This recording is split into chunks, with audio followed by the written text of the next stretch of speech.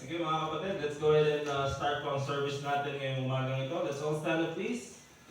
And tayo po ay mananalangin. Pagkatapos po niya nila si Brother Ken para sa ating congregational singing. Let us pray. Dear God, Heavenly Father, once again ngayong umagang ito, we thank you for bringing us together dito sa aming meeting place. Once again to worship you in spirit and in truth. At ngayon po Panginoon sa aming Sunday School, we pray na ikaw po sana ang mag-lead sa amin sa magitan ng Holy Spirit.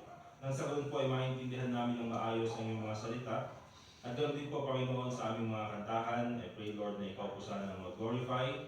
And ganoon din po sa aming mga panalangin Panginoon. We pray Lord na ikaw po maging gabay ng mga kasamahan pa namin nandyan sa kanilang daan. Keep them safe dear Lord. And I pray na ikaw po ang maging gabay din nila papunta din sa aming meeting place. Once again Panginoon, salamat po sa iyong kabutihan sa amin. And also pray in the name of the Lord Jesus Christ. Amen. Remain standing please. Tawagan natin si Brother Ken.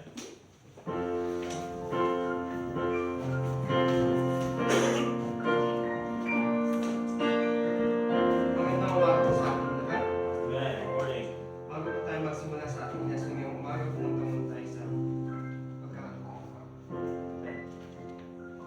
page 355. What a friend we have in Jesus.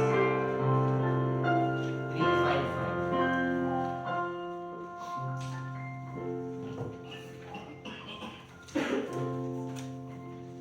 Verse 1. Ready, sing.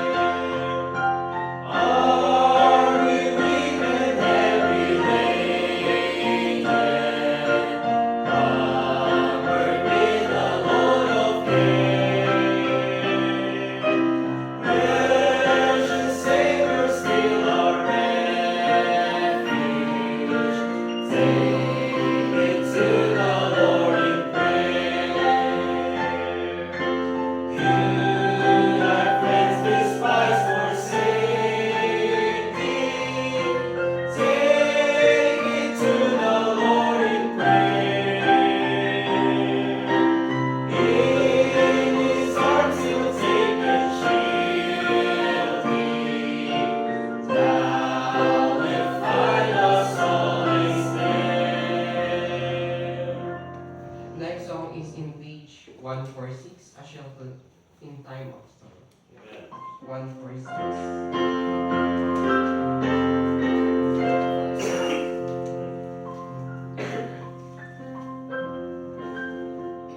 Stanza number 1. Ready, sing.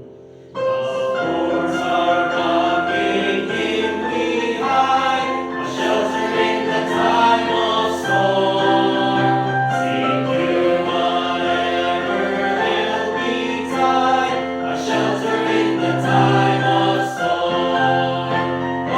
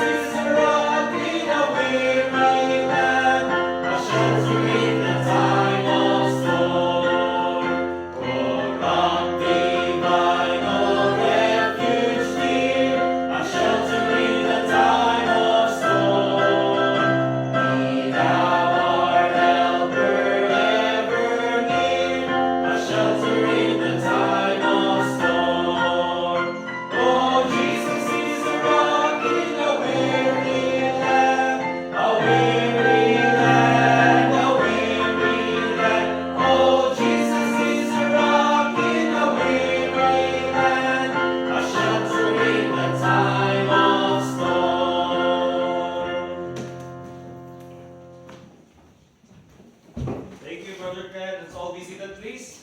And na-distribute mo na, Brother, yung ayuda? Hindi pa. Alright, doon tayo sa lesson natin. Lesson number 6 na po tayo mga kapatid. Okay?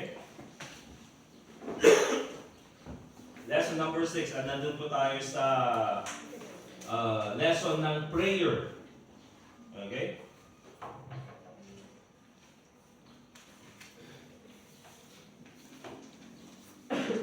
Alright. So again mga kapatid, when it comes to our personal relationship with the Lord Jesus Christ, prayer po ay very important. Kasi nandyan po yung idea ng communication. Pag sinabi natin prayer. Okay? So pag sinabi natin prayer, nandun yung idea ng communication. Although, kung titignan po natin sa scriptures, ang prayer po ay, let's say, connected din doon sa salitang worship. Okay? Now, hindi po tayo pupunta doon sa meaning na yun, but for now, we'll just focus on the word communication. Okay? When it comes to prayer. At yan nga po is very important when it comes to a relationship. Di ba? Hindi po pwedeng mag-grow ang isang relationship ng dalawang tao if there is no communication. Naintindihan po? Alright? For example, doon sa may mag-asawa. Hindi po pwedeng mag-grow ang relationship if walang communication. Alright? Hindi rin pwedeng mag-grow ang relationship sa isang boyfriend-girlfriend if there is no communication. Ganun din po sa mga members ng church. Di ba? Kapag hindi mo kinakausap ang isang member ng church, if you don't have fellowship, ay hindi po nag-grow yung relationship ng bawat isa. Kaya same is true when it comes to our relationship with God. Okay? Ang relationship po natin sa Panginoon ay mas lumalakas at mas nagpapatuloy, although hindi naman po nawawala yung relationship. Pero minsan, parang nagiging, let's say, boring yung relationship. Okay? Kaya minsan may mga Kristiyano na parang boring yung relationship nila sa Panginoon. It's as if boring yung kanilang buhay bilang Kristiyano. And one of the reasons why, mga kapatid, is because they don't have this constant dependence of prayer upon God. Okay? So dito sa lesson na ito mga kapatid, makikita natin how important prayer is sa buhay natin. Okay? Gaano ito ka-importante sa buhay natin. So doon sa key verse natin in Philippians chapter 4 verse 6 to 7. Now palagi po natin itong nababasa. I've mentioned this many times dito sa ating church. Nagsabi ni Paul doon sa mga members ng Philippian church, sabi niya ganyan, be careful for nothing. Okay? Again, yung careful po na yun ay hindi po yung maingat. Okay? Pag sinabi natin care, alam mo yung maraming iniisip. Worry. Kaya pag sinabi natin careful, full of worry, full of cares. Alright? Kaya sabi niya, be careful for nothing. Hindi mo kailangang mag-worry about anything. Bakit? But in everything, by prayer and supplication, with thanksgiving, let your request be made known unto God. You see mga kapatid, hindi mo kailangang mag-worry kasi nga meron ka namang prayer na pwedeng gamitin. Okay, you have this privilege na manalangin sa Panginoon. At kung ano man yung gusto mong hilingin sa Panginoon, you can ask everything in prayer. Sabi ng Bible. And ang sabi niya ganyan, and the peace of God which passeth all understanding shall keep your hearts and minds through Jesus Christ. Later on, titignan po natin yung ibig sabihin niyan. Okay? So again, what is prayer? So yung key point of this lesson, prayer is the communication from the heart of a believer directed to God. Again mga kapatid, ang prayer po is galing sa puso. Okay? Hindi kaya nga po tayo mga kapatid, sa ating mga Kristiyano, sa ating mga ligtas, when we pray to God, it is from the heart. Kasi pag nakikipag-communicate tayo sa isang tao, it must be from the heart. Amen? Kaya hindi po tayo nagme-memorize ng prayers. Okay?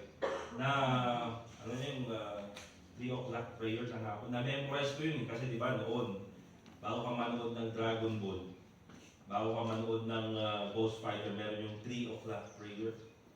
You died, Jesus, but the source of life flowed out for us. And the ocean of mercy opened up for the whole world. Di ba? Ganyan yung prayer ng every 3 p.m. ng hapon. Okay? So, that mga kapatid, I believe is not a prayer from the heart. Bakit? Kasi minemorize lang eh. Okay? But yung prayer talaga mga kapatid, you see, when you communicate sa isang tao, okay? For example, magko-communicate kayo sa isang tao, and then every day, pare-parehas yung binabanggit mo. For example, sa aming mag-asawa ni Sister Angel, magko-communicate ako sa kanya. Okay?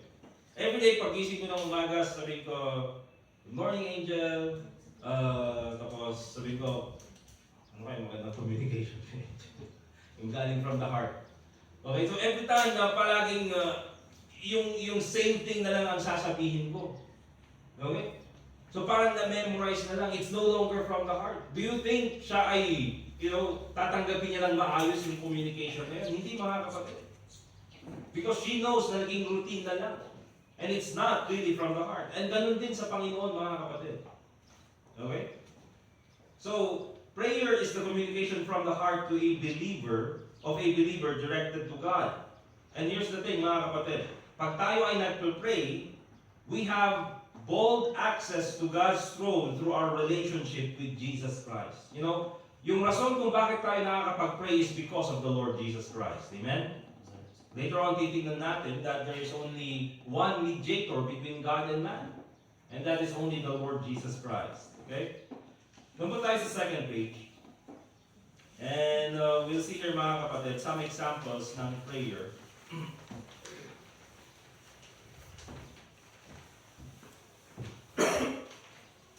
And letter A, may kita natin dyan, prayer can be spoken audibly and silently. Okay? Audibly, let's go to Psalm chapter 17 verse 6. Pag sinabi natin audibly yung rinig.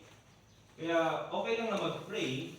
For example, ikaw mag-isa ka, and then nagpe-pray ka sa iyong kwarto, nagpe-pray ka ng mag-isa mo lang. Okay?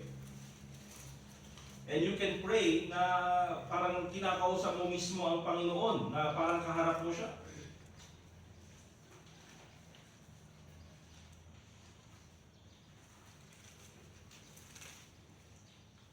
Psalm chapter 17 verse 6. The Bible says, "I have called upon thee, for thou wilt hear me. O God, incline thine ear unto me, and hear my speech." Okay? So, ganun yung panalangin ni David sa Panginoon. Kaya nga itong mga Psalms, mga kapatid, kung titignan nyo, although these are prayers, but there are also psalm. Ibig sabihin, kinakanta yung mga prayer na ito. Okay? And of course, pag sinabing kanta, kailangan naririnig. Naintindihan? Okay? So, prayer can be audibly, and it could also be silent. Okay? Ang titignan natin na example dyan sa 1 Samuel chapter 1 verse 13, kwento ko na lang. Of course, yung example ni Hannah, na nung siya ay umakyat doon sa temple para manalangin, nandun lang siya silently praying to God. But here's the thing, mga kapatid, yung kanyang prayer is recorded in the scriptures. You know why? Dahil narinig ng Panginoon. Okay? So, prayer can be audibly and silently. Alright? Hindi yung kailangan na dapat, yung prayer natin, dapat naririnig lang. Okay? Because dito sa Bible, mga kapatid, there are many different examples of prayer. Letter B, prayer can be spoken publicly and privately. Kaya kung meron tayong personal prayer, mga kapatid. Alright? And of course, meron din tayong prayer na ginagawa dito sa church. Okay? For example, kanina, dun sa ating opening prayer. Ako yung nagpipray in behalf of everyone. Okay? So that is a congregational prayer. Pero, meron din naman yung mga, for example, doon sa mga prayer requests natin, di ba? Every Wednesday. Okay, meron tayong mga personal prayer requests. Although we are together as a church, pero yung prayer natin is a private prayer to God. Okay, ganun din po pagka nakauwi tayo. Alright? Now, titingnan natin, again, dun sa second page, why should you pray? Bakit mo kailangang manalangin? Okay? Bakit ka dapat manalangin? You know why, mga kapatid? Many believers are missing out on the blessings that God promised because they do not spend time with God in prayer. Okay? Letter A, tignan niyo po, God answers prayer. Kaya masayang po mga kapatid, for the things na hindi natin pinapanalangin, ay hindi binibigay ng Panginoon. Bakit? Kasi hindi naman natin hinihingi. Alright? Let's go to Psalm chapter 86.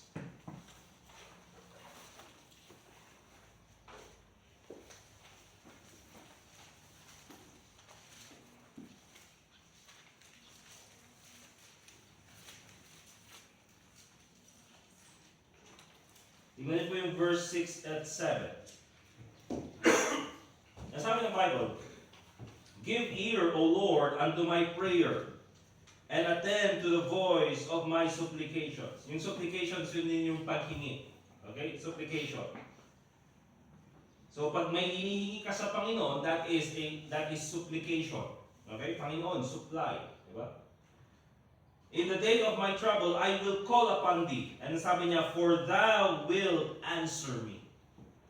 So, isip mga kapatid, because God answers prayer, you see, sayang naman at hindi natin tinitake yung privilege para manalangin sa Panginoon.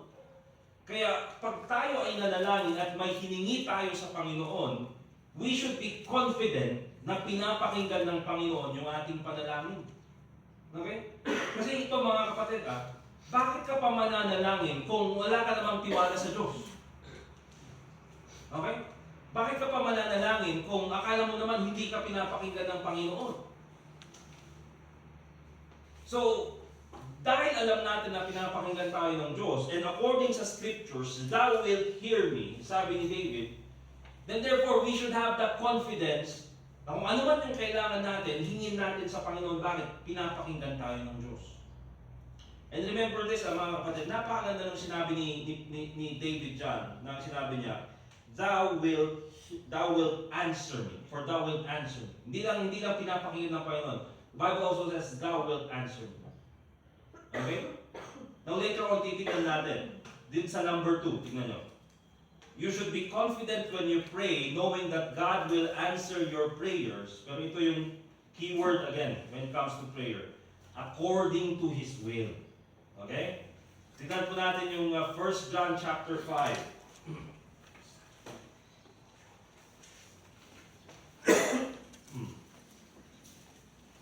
1 John chapter 5.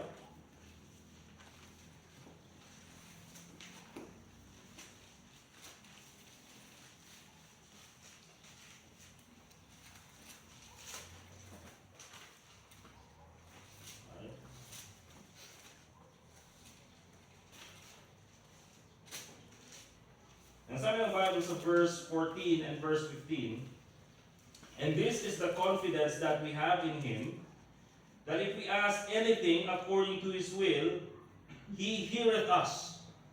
Nakita niyo yan mga kapatid? Kapag yung prayer natin is according sa kalooban ng Panginoon, pinapakinggan niya tayo. Anong ibig sabihin niyan mga kapatid? Although we have yung privilege na hingin kahit ano sa Panginoon, pero here's the thing mga kapatid, hindi dahil hiningi natin sa Diyos ay ibibigay niya agad. Okay, ang basis ng answer ng Panginoon is according ba ito dun sa kanyang kalooban. Okay, palagi kong ginagamit na example. For instance, hihingi ka ng Panginoon, sabi mo sa iyong salita na kung ano man yung hingin ko, ibibigay mo.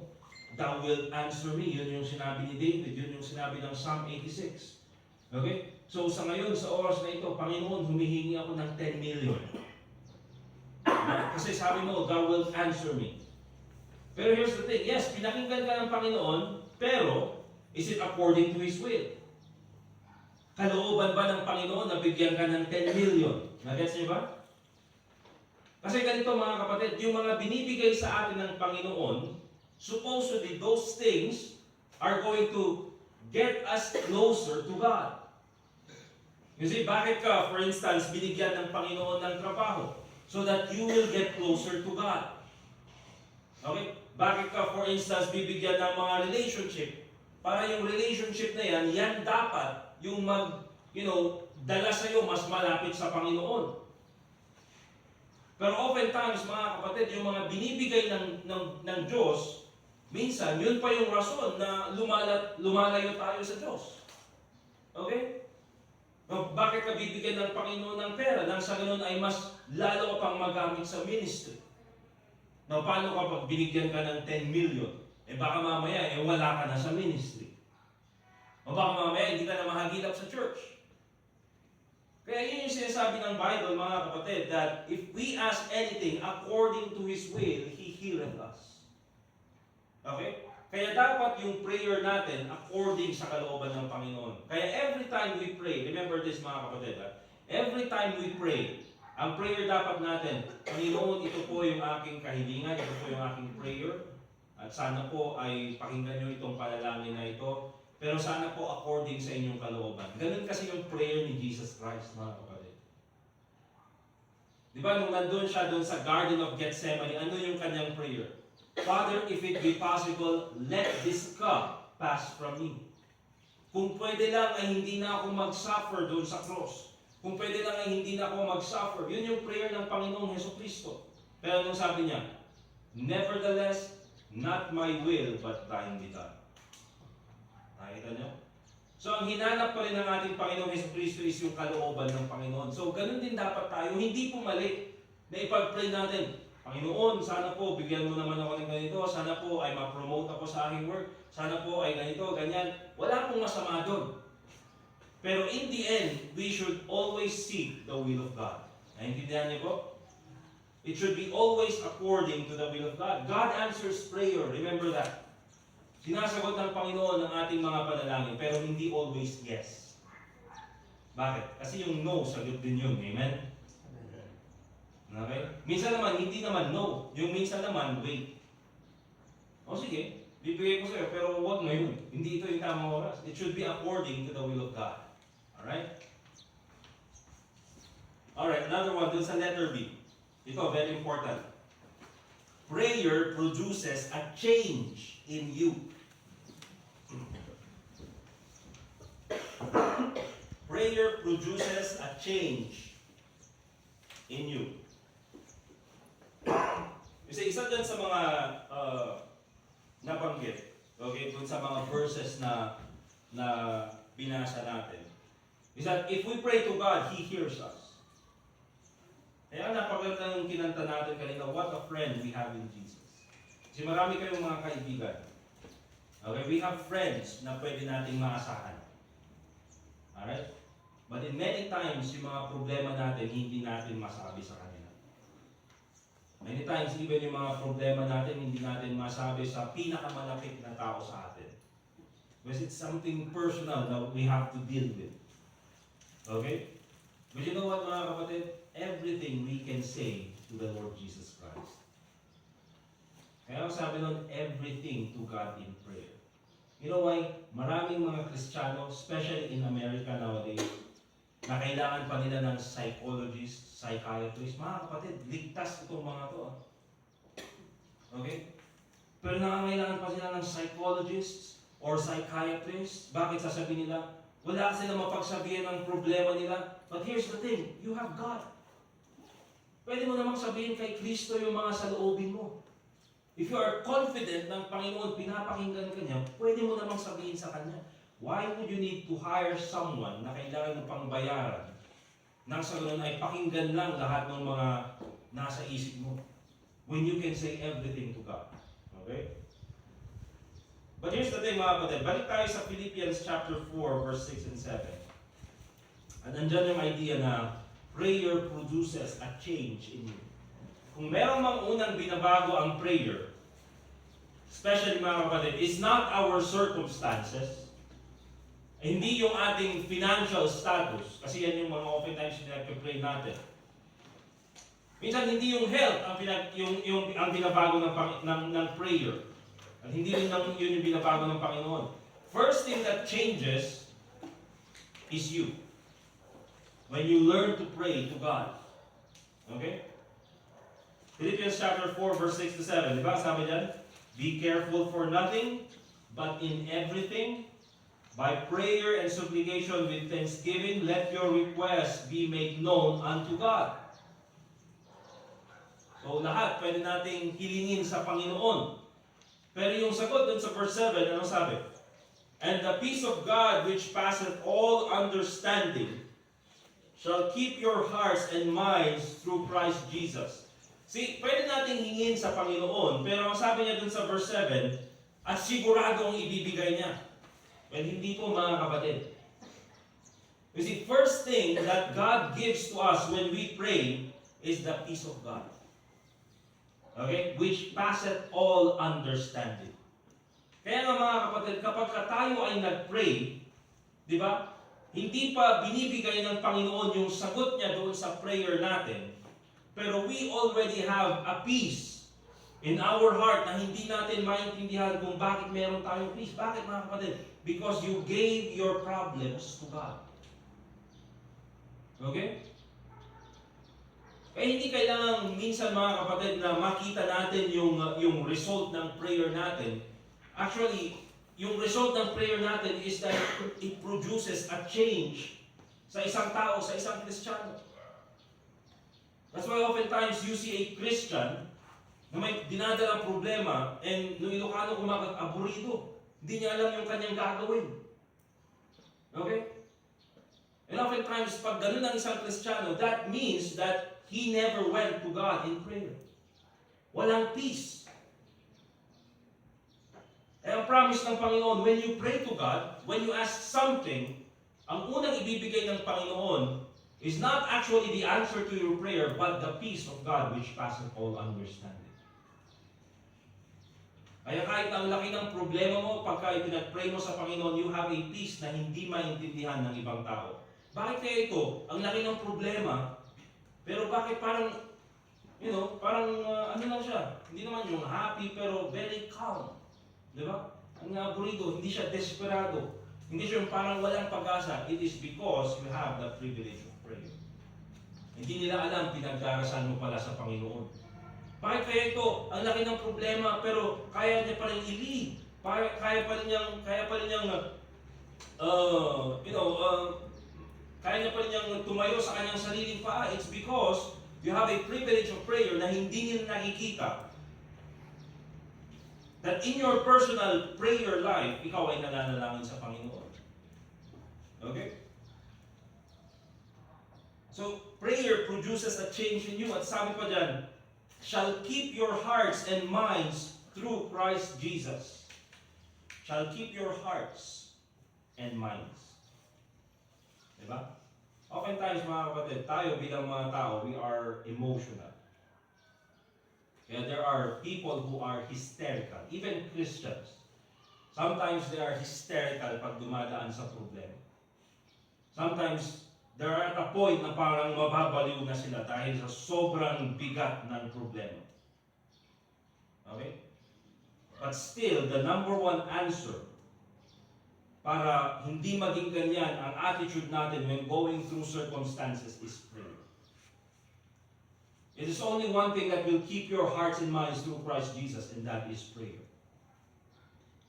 Okay? At wala nang iba. Ay sasabihin mo, well, preacher, hindi mo kasi alam yung pinagdaraanan namin, hindi mo alam yung pinagdaraanan. Yes, hindi ko alam yung pinagdaraanan nyo. But again, it is mentioned by the Scriptures. Hindi ko kailangang malaman yung pinagdaraanan nyo. Pag sinabi ng Scriptures, pag sinabi ng Bible, that the peace of God which passeth all understanding shall keep your hearts and minds through Christ Jesus, then you should believe what the Bible says. Okay? Of course, mga kapatid, why should you pray? Not only because prayer produces a change in you, prayer produces peace with your heart and mind. Ito pa, ito yung nakita natin kanina. Prayer conforms you to the will of God. It does not conform God to your will. Remember this. Kaya nga sabi ko kanina, di ba? When we pray, hingin natin sa Panginoon, kahit na diba, for example, Panginoon, bigyan niyo po kami ng sasakyan. Panginoon, bigyan niyo po kami na ma-promote saan ako sa trabaho kong ito. Okay, anything, you can pray to God. But in the end, sasabihin mo, nevertheless, Panginoon, according po sana sa iyong kalooban. Hindi po sa aking kalooban. Diba? So when we pray, we conform to the will of God.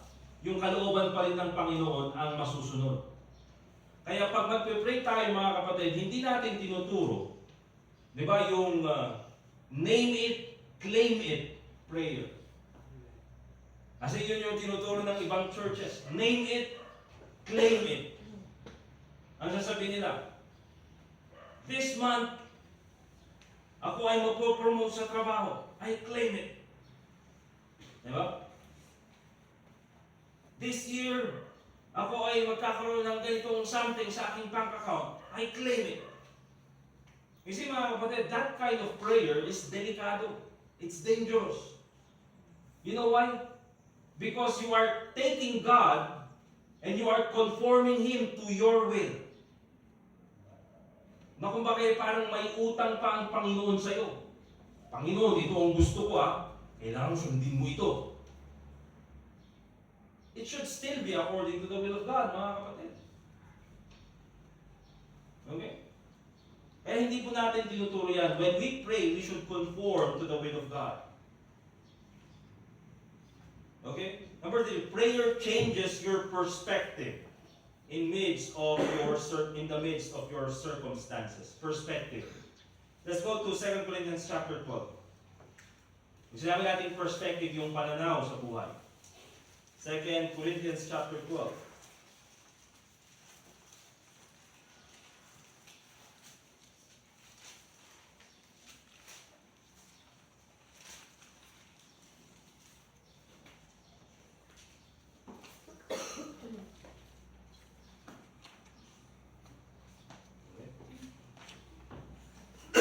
Tingnan niyo ito mga kapatid. Yung nangyari dito sa 2 Corinthians chapter 12, verse 7 hanggang verse 10. Itong si Apostle Paul, meron siyang iniindang sakit. And sabi niya ganyan, I sought the Lord thrice. I besought the Lord thrice. Nanalangin ako sa Panginoon na sana tanggalin niya itong sakit na ito. Pero ano yung sagot ng ating Panginoong Jesucristo sa verse 9? And He said unto me, my grace is sufficient for thee, for my strength is made perfect in weakness. Okay?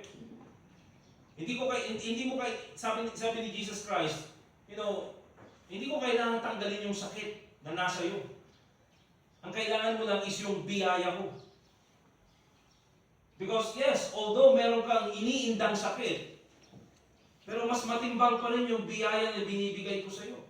Kaya anong sabi ni Apostle Paul?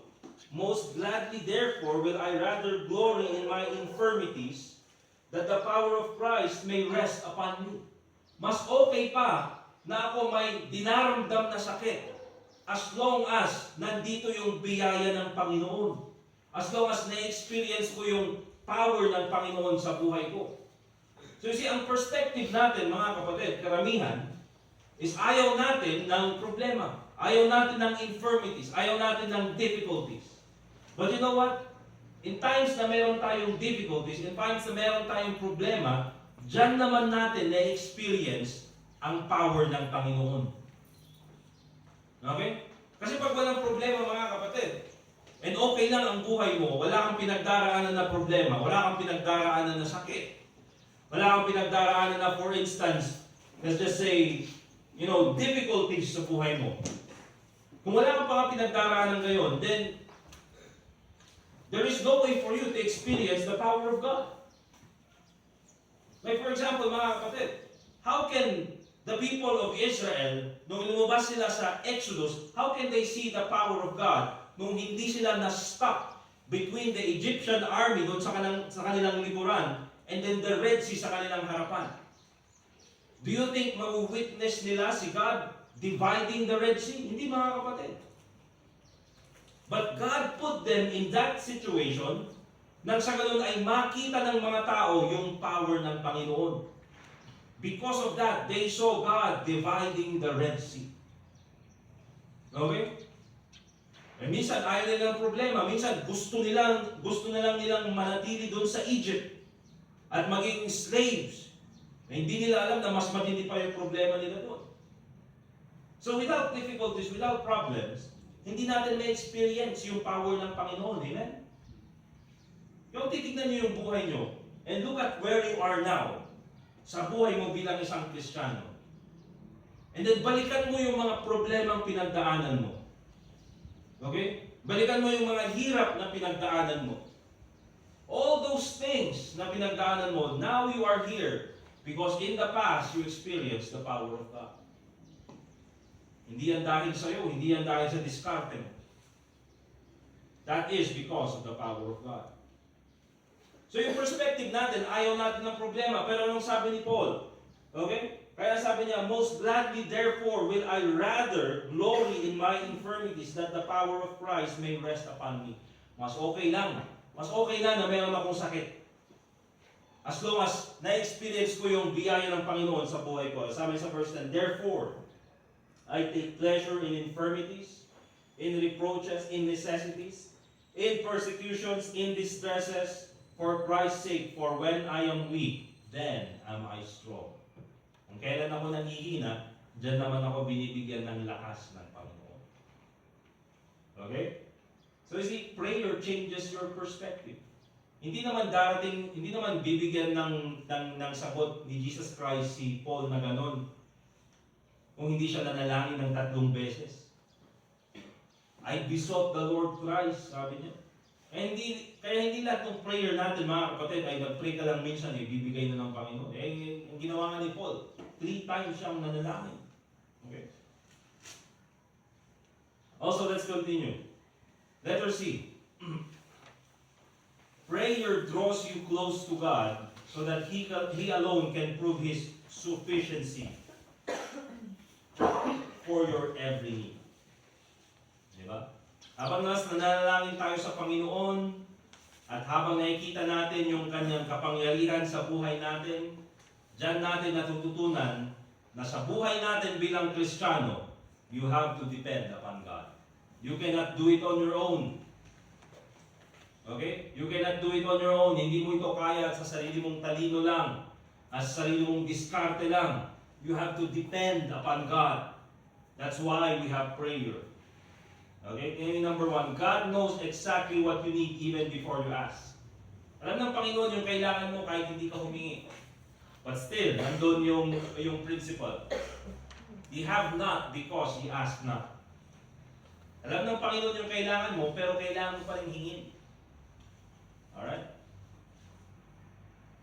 Bakit kasi mga kapatid? What's the reason why hindi tayo nagpe-pray minsan? You know why? It's because of pride. Akala natin kaya natin. Akala natin hindi natin kailangan ng Panginoon eh. Okay? Kaya pag nagpe-pray tayo, that shows humility. That shows submission sa ating Panginoon. And why would God give you something na even though kailangan mo, pero ang taas naman ng pride mo para humingi? Eh, siyempre, hindi niya ibibigay. Ayaw mo humingi. Ayaw mo magpakumbaba eh. That's why when we pray, it shows dependence upon God. It shows submission. It shows humility. Okay? Number 2, God allows needs to come into your life so that He can draw you closer to Him. Okay? Bakit kaya many times na ang daming needs sa buhay natin? So that as much as we can, we will stay to God as close as we are. Bakit? Siyempre yung supply natin, yung sufficiency natin, nanggagaling sa Diyos. Okay? Number 3, you must recognize that you have needs in your life. It is dangerous to convince yourself that you do not need anything. Remember that, mga kapatid. It is dangerous to convince yourself that you do not need anything. Yung example ko na ginamit dyan, ito sa Revelation chapter 3. Yung church sa Laodicea, na anong sabi nila? Okay? I have need of nothing. Yung need of nothing attitude. Na parang akala mo kaya mong i-provide lahat para sa sarili mo. Well, that is dangerous, mga kapatid. Because that is ignorance. Alright? And ignorance, spiritual ignorance, produces spiritual arrogance. So yan po, mga kapatid. Why should you pray? And of course, number 4, when should you pray? O kailan ka dapat manalangin? Okay? Sino sa atin ang mas prefer manalangin sa umaga? Pakitaas yung right hand. Amen, Brother Edgar. So na lang the morning person. Kasi Sister Angel, I think sa umaga. Mas prefer niya sa umaga. Di ba? Kasi gigising pala ako, nakita ko na siya. Nag-pray na. Okay. Sino naman yung mas prefer manalangin sa gabi? Night people. Oh, dalawa daw si Ma'am Mel. Sino? Night. Okay. Sino naman yung gustong-gusto nung nananalangin lang bago kumain? Karamihan, di ba? Karamihan lang. Kaya ako nag-pray bago kumain. Yun lang. Ako nag-pray mo, Lord, take me first. Iba po mga kapatid, yung personal prayer. Na talagang ipag-pray mo yung mga request mo sa Panginoon. Kasi ang weird naman, di ba? Bago ka kumain, doon ka pa mag-pray ng mga weird, mga request mo sa Panginoon. Di ba? Kaya meron sa main church dati naman, di ba? Pagkatapos, I think lunchtime na yun, nagtrabaho kami sa church. Lunchtime na eh, syempre, pagod yung mga workers. And I think, lampas na ng lunch. And then, kakain lang ganyan. Eh, nag-pray yung isa, Panginoon, salamat po sa ako, blah, blah, blah. Patawarin po kami sa aking mga kasalanan. Tapos, amen. Tapos natapos, tapos nagalit yung, Mira, kakain na alam, pati kasalanan, dinadamay pa eh. Bakit? Dahil daw sa gutom eh. Okay? But here's the thing mga kapatid, there are times na, in some occasions, there are specific prayers that has to be made. For example, sa congregational prayer, I mean, hindi mo kailangan ipag-pray doon yung mga private, personal prayer requests mo. Okay? Sa pagkain, hindi mo kailangan ipag-pray doon yung mga private, personal prayer requests mo. O meron tayong prayer list every Wednesday. Tapos mag-pray ka ng before lunch. Kasi pag-pray amin day, awanan na, nalamlam na hindi ka nun, baka awanan na bati nga si Dam. Okay? But here's the thing mga kapatid. When should you pray? 1 Thessalonians chapter 5 verse 17. Tingnan natin yun. Okay, kahit wag na nating puntahan. Sinong nakaka-quote ng 1 Thessalonians 5:17? Sino? Ha? Pray without ceasing. O, di ba? Mag-pray ka daw na hindi nagsisisi. Dito ka. Pray without ceasing. Ibig sabihin, walang patid na panalangin. Tuloy-tuloy na panalangin. Anong ibig sabihin niya? Every hour, tayo ay nananalangin. Every time na... Hindi mga kapatid. When we say pray without ceasing, as long as you have the opportunity to pray, you pray. Okay? And it's better to keep a habit of prayer. Mas magandang merong habit ng prayer, mga kapatid.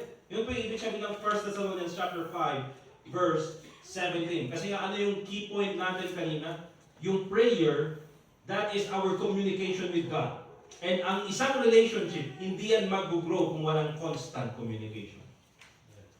Kaya minsan, di ba, meron tayong mga old friends from high school na nakita natin, oh, kumusta ka na? Di ba, ang tagal yung hindi nag-usap, parang wala na kayong relationship. Di ba? Nang ganun katagal. Bakit? Kasi hindi kayo nag-usap ng matagal. Okay? Minsan, may mga kaklase ka nung elementary or kaklase ka nung high school na sobrang close nyo. Sobrang close nyo. Pero after 5 years, 10 years, siguro probably nagkasabay kayo sa jeep, minsan ayaw nyo pang magpansinan. Ayaw mo pang tumingin. Diba? Bakit? Because you have grown separately from each other. Hindi kayo nag-communicate. Okay? Letter B, God desires that you give thanks in every circumstances. Okay? 1 Thessalonians chapter 5, verse 18. Anong susunod doon? Mr. Rowena, hindi? 5:17, pray without ceasing. Verse 18, in everything give thanks, for this is the will of God. Magkasunod po yun. Okay? So, pray without ceasing. Mag-pray ka palagi sa Panginoon, and at the same time, you have to continually thank God. Mga kapatid, karamihan sa atin, magaling humingi sa Panginoon. Alright? Pero pag binigay na ng Panginoon, wala man lang thank you. Pag binigay na ng Panginoon, wala namang praise the Lord. Pag binigay ng Panginoon, ang galing ko talaga. Pinag-pray mo lang naman, binigay naman ng Panginoon, tapos sasabihin mo, ang galing ko talaga. Hindi, binigay yan ng Panginoon. So, pag alam mong pinag-pray mo, binigay ng Panginoon, therefore, you have to thank God. In everything, give thanks, for this is the will of God. And yung everything na yan, mga kapatid, in every circumstances. Ang laki-laki na ng problema ko, preacher, pero kailangan ko pa rin magpasalamat sa Panginoon. Well, remember this, mga kapatid. Kahit ang laki ng problema mo, praise God, binuhay ka pa rin ng Panginoon. Kahit ang laki ng problema mo, praise God, nandyan pa rin yung kaligtasan mo. Kahit ang laki ng problema mo, praise God, meron pa rin libreng oxygen na hinihinga. Di ba? Kaya in everything, give thanks, for this is the will of God. Kung meron man tayong magandang matutunan, mga kapatid, pagka hindi, meron times na, di ba, pagka mag-pray ka, hindi mo alam kung paano magsimula, or paano wala ka sa mood na mag-pray. Every time sinasabi ko, para makapagsimula ka sa prayer, at minsan wala kang gusto sabihin sa Panginoon, or wala kang masabi sa Panginoon, just start thanking God. In everything. Panginoon, salamat po doon sa pagkain namin kanina. Salamat po, Panginoon, doon sa mga members ng church who are very supportive. Salamat po doon sa preaching na napakinggan last Sunday, last Wednesday. Ito po ay napakalaking blessing. Salamat po, Panginoon, doon sa blessings na patuloy mong binibigay sa mga taong tumutulong sa amin, sa mga taong sumusuporta sa amin. Thank you, Panginoon, sa trabahong binigay mo sa akin, sa good health. Panginoon, salamat po doon sa privilege na maging encouragement sa ibang members ng church. Panginoon, salamat po doon sa mga tao na nakapakinig ng gospel. Just continue thanking God. Salamat po, Panginoon, doon sa mga kapatid ko na tumutulong sa akin for my tuition fee. Salamat po doon sa nanay ko na tumutulong sa akin, sa tatay ko na sumusuporta sa akin. Isa-isahin mo yan, mga kapatid, and there are so many things you will thank God for. Okay? And in the end, minsan, makakalimutan mo na yung sarili mo. Makakalimutan mo may problema ka pala. Kasi, you are counting your blessings, and napakadami. Yung problema mo, iisa, dalawa, tatlo.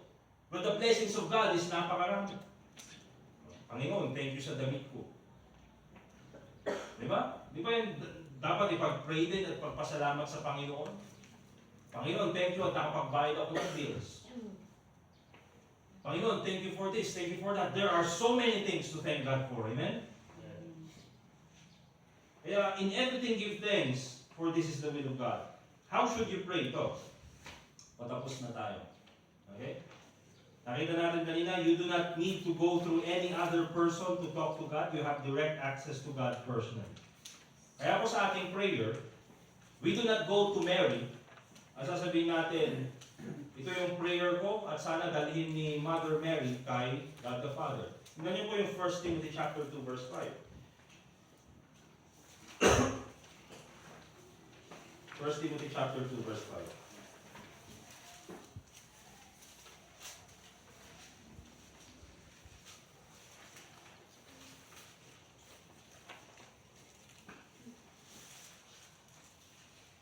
Sir RJ, pakibasa please. 1 Timothy chapter 2 verse 5.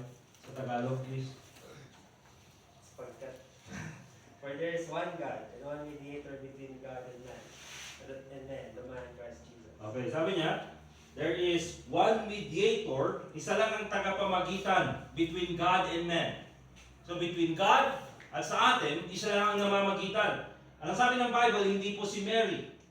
Ang sabi ng Bible, hindi po kahit sinong saint. Hindi si Padre Pio, hindi si Pope John Paul, Blessed John Paul, or Saint John Paul, hindi po si Mother Teresa, hindi po kahit sinong santo, hindi si Pedro, hindi si Pablo. Ang tagapamagitan sa atin between God and men is none other, the Bible says, the man Christ Jesus. Kaya when we pray, mga kapatid, after natin manalangin, ano sasabihin natin? Lahat po ng ito, pinapanalangin namin sa pangalan ni Jesus. Amen. That is our prayer. Okay? Dahil siya lang naman po ang tagapamagitan sa atin. Minsan kasi tinuro doon sa Catholic doctrine na because Mary is the Queen of Heaven, sabi niya, hindi po masama si Mary ang sa Bible. Pero yung pag-worship kay Mary, at yung pagtaas kay Mary sa level ng isang Diyos, yun po ay hindi tama. At yun po yung tinuro sa atin ng Catholic Church. Pero hindi po yan nasa scriptures. Si Mary, he worshiped the Lord Jesus Christ. He worshiped God. She pala. May gender sensitive. She worshiped God. She worshiped the Lord Jesus Christ. Okay? And ang turo kasi ng Catholic Church is, ito si Mary, syempre, pagtatay daw kasi, di ba, stricto pagtatay. Pero katulad ng isang anak na pinagalitan, para mas malambot kasi yung puso ng nanay, kaya sabihin daw sa nanay, at para sabihin daw dun sa tatay. At pag sinabi daw sa tatay, papayag yung tatay. Ganun yung isip, mga kapatid. Kaya pag merong prayer, sabihin kay Mama Mary, para sabihin kay Papa God.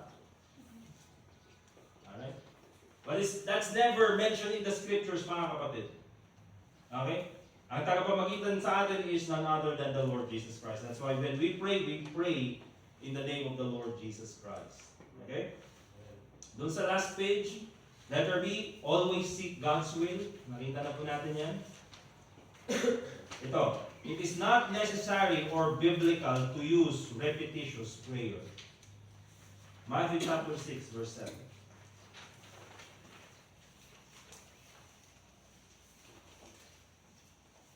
Matthew chapter 6, verse 7, ang sabi ng Bible, but when we pray, use not vain repetitions as the heathen do. Okay, kaya hindi tayo memorize ng prayers because prayer is from the heart. Okay? For they think they shall be heard for their much speaking. Hindi po yan katuruan ng Bible, mga kapatid. Letter D, pray specific prayers. The prayers of many believers are wasted because they are too general and are not biblically based. Kaya pag magpapray tayo, mga kapatid, as much as possible, you make it specific. Yung Panginoon, please bless the whole world. In Jesus' name, Amen. Pinag-pray ko na lahat, bless the whole world. Hindi po, mga kapatid, when you ask something, you ask specific, mga kapatid. At minsan, yung specific na hinihingi natin, mas maganda pa yung binibigay ng Panginoon. Okay? Panginoon, ito po yung gusto kong boyfriend or girlfriend. Diba? I-describe mo siyang ganyan. Ganito po yung mata, ganito po yung... Depende, mga kapatid, sa kalooban ng Panginoon. Kaya pagka binigay ng Panginoon, nagjo-joke ka naman. Panginoon, gino-joke mo talaga ako palagi. Alright, so what should we pray? Ito, nandiyan yung supplications. Supplications, ito yung paghingi sa Panginoon. When you ask something to God, you can ask in prayer. Yung nakita natin sa Philippians chapter 4. Intercessions. Pag sinabi naman natin intercessions, these are prayers for others. That's why meron tayong Wednesday evening service. Meron tayong prayer meeting. So that yung mga requests ng ibang mga kapatid dito sa ating church, we can pray for them. Okay? Huwag ka naman yung kontra. Panginoon, ganito na yung request ni Brother RJ. Panginoon, wag mo kanina ibigay. Huwag mo kanina ibigay. Hindi mo yan. Ganito na yung pinag-pray niyang maging girlfriend. Panginoon, wag mo ibigay. Ako na lang ibigay mo. Alright?